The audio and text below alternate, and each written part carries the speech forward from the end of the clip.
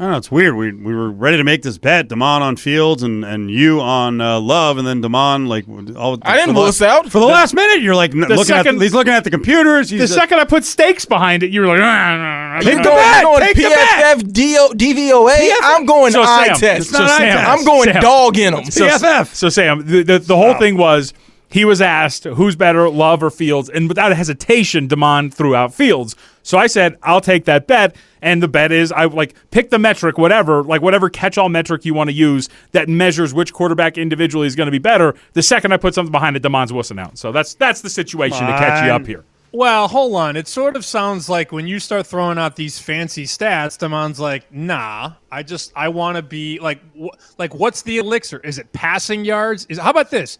Who has more total touchdowns? No. Passing and receive. Why not? I like that. It's PFF offensive number. The offensive grade. But that's like some nerd on a laptop shouldn't be dictating your bet.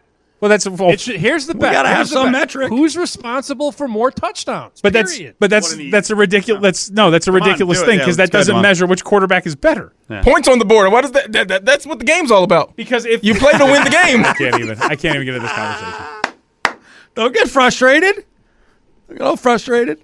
It is ridiculous. No, we'll try to forge Damon's backing down, and now he wants to go by eye test. Like, okay, get out of here. So, Sam, what you came in with, and Sammy Panayovitch is with us from NESN and from Fox Sports. What you came in with is something I'm so jealous of. I am a Yankee fan. Boo-hoo, Yankees, right? The fans. They finally did it in Chicago, and I'm not rooting for people to lose their job. I think these guys will be fine. I'd love to see the Yankees do this, but the White Sox finally said enough's enough upstairs. They got rid of both the executive vice president, Kenny Williams, and the GM, Rick Hahn. Those two have been there since the early 2000s. They were there when the Sox won the World Series in 2005. But what's more important, winning a World Series in 2005 or actually winning a playoff game since then? Because they haven't done it. They've been to the playoffs only 3 times since 2005, 2008, 20, and 21, and not a single series win. And finally, they kicked those bums to the curb, and I am ecstatic about it. All right. Yankees should do the same, right? I mean, how much equity does Cashman really have built up? They've been solid, but with that payroll, that market size, this is not acceptable.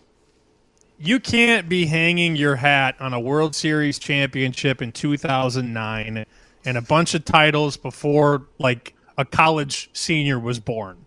It doesn't matter what you did in 96, 98, 99, and 2000. Even 2009, I mean, that's a long time ago in the eyes of Yankee fans. You should be a constant contender. And when was the last time the Yankees were World Series good? 2019, maybe 2012. It's been a while since they've been a clear-cut contender. The Astros strike much more fear in me than the Yankees, and that's a problem. You just know who the good organizations are who are going to be good every year. They're going to bring up guys. They're going to develop guys from other organizations. And, the Yankees payroll is north of $250 every year. And you look at the team, you're like, all right, they don't have a left fielder. They don't have a third baseman. They don't have a number 2 to 5 starter. Their bullpen is shaky. How can you have that many holes with that big a payroll? All right, more important than any of this, week 0, the Jacksonville States of the world, La Techs are playing. That's bigger than the Yankees, right? We love college football. Oh. So let's start here. John, I want you to jump into, we've been sitting on the same number forever with Florida and Utah. Now what's happening? Yeah, so Sam, you brought this up last week. We talked about this when Adam was on and myself. We've obviously been waiting for Cam Rising. Whittingham today talked to media and said, our deadline is 10 minutes before the game. We'll let you know if he's going to be ready. This number is down to 4.5 now. We talked about it last week. The money doesn't wait for the coach to twiddle his thumbs and then say, oh, he's out. This stuff is pretty well known if you're close to the program or close to a broadcast position. And, last week I said, I believe, I'm going to paraphrase myself, under 47 was the look and take the points. And those numbers are long gone. I mean, you could have gone under 47 as late as Sunday. That number is now 45 at Circa and 45.5 everywhere else. And then you look at the side. I mean, you could have taken Florida +7 4 days ago. And that's gone now. So even though nobody has ruled anybody out, I'm telling you right now on August 22nd, Cam Rising is not playing. The money in the market, the sharps I talked to, the bookmakers that are taking the bets are all hearing the same thing. This kid who on Pac-12 Media Day said, I'm going to be ready for the opener, has quickly changed his tune.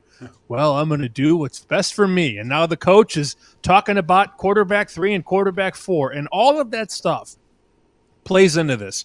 But it's more proof in the pudding that you cannot wait in college football. You cannot wait until Saturday to make these bets, because really a lot of these quarterbacks get hurt on Saturday, and the teams know by Monday and Tuesday they're not ready to go, especially when it comes to concussions.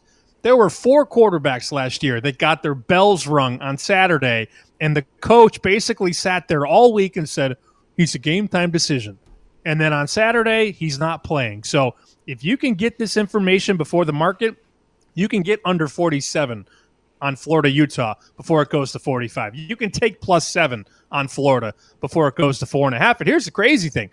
This number probably still isn't done running. Like if we get information that Rising is officially out in the next 9 days, Utah is going to be a 3.5 point favorite.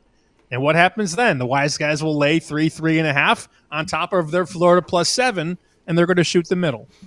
So that was going to be my follow-up, which is if I'm somebody who's just listening now who didn't get 7, who didn't get under 47.5, what's the point that you're coming in and betting Utah once Rising's out? Because I'm waiting, Sam. If this gets under 3 for sure, I'm in on Utah.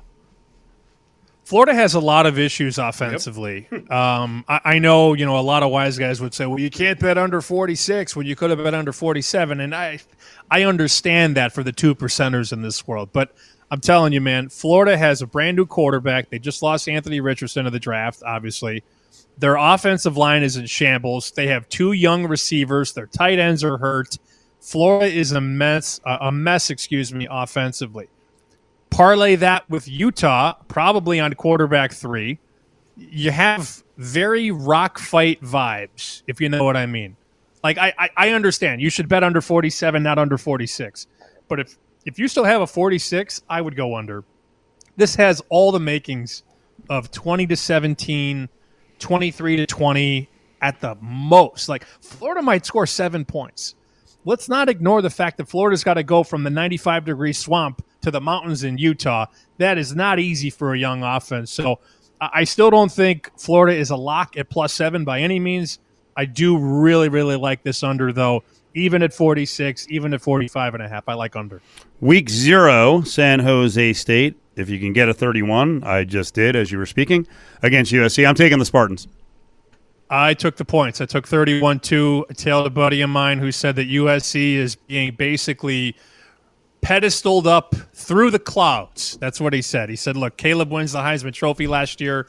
Lincoln Riley has all the ammo on offense, but really defensively, they have issues tackling, and that's been the report out of practice. Yeah, they're going to score points, but they're going to give up some points too. And you look at this total, 66.5. I mean, let's say that USC scores 40. You're telling me San Jose State can't get 10? This was a team that was 7-4 last year. They bring a lot of the offense back. So, yeah, man, I'm going to take anything over 30 here. You can get a 31 at South Point.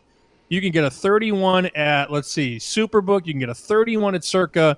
The public is clearly going to bet the favorite here. And, sure, USC might win 50-2.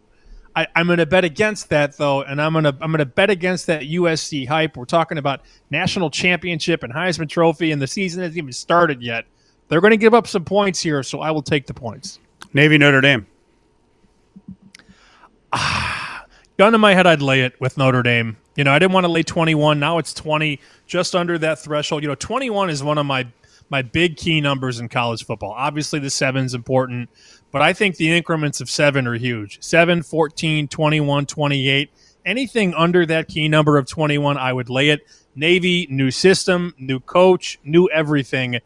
Notre Dame's not great, but they can pummel a brand-new Navy team by 3 scores. Okay, one more. Sam Panayovitch is with us. Last minute here of our spot every Tuesday. We talk to the gambling expert from NESN and Fox Sports. Purdue is laying 4. There's a couple 4.5s out there against Fresno State. Purdue is going to lose outright. I took Fresno at plus 190 a couple of weeks ago. There are issues at Purdue. Long story short, brand new coaching staff. Jeff Brom brought the entire offensive staff to Louisville. Purdue has to replace quarterback, head coach, offensive coordinator. Their number one receiver blew his ACL a couple weeks ago. They're on center number 3. This team is in trouble. And how about Aiden O'Connell? I mean, as good as he's looked in the preseason, you have to replace that at quarterback. I think the puppy is live here. I like Fresno to pull the upset at Purdue. One last thing. Tell the Vegas audience about your special guest and your conversation on Chicken Dinner. I just posted the new episode with 17-time World Series of Poker champion Phil Hellmuth. Yeah. He talks about gambling with Michael Jordan, which is hysterical. Jordan's a sicko when it comes to that stuff. And Phil also very good at NFL win totals. He gives us his favorite one for this year. That's on Chicken Dinner Podcast. You can find it wherever you listen to your podcast. Sam, I hope you win this weekend. Congrats on the White Sox. We'll see you. Let's take those points, baby. San Jose State.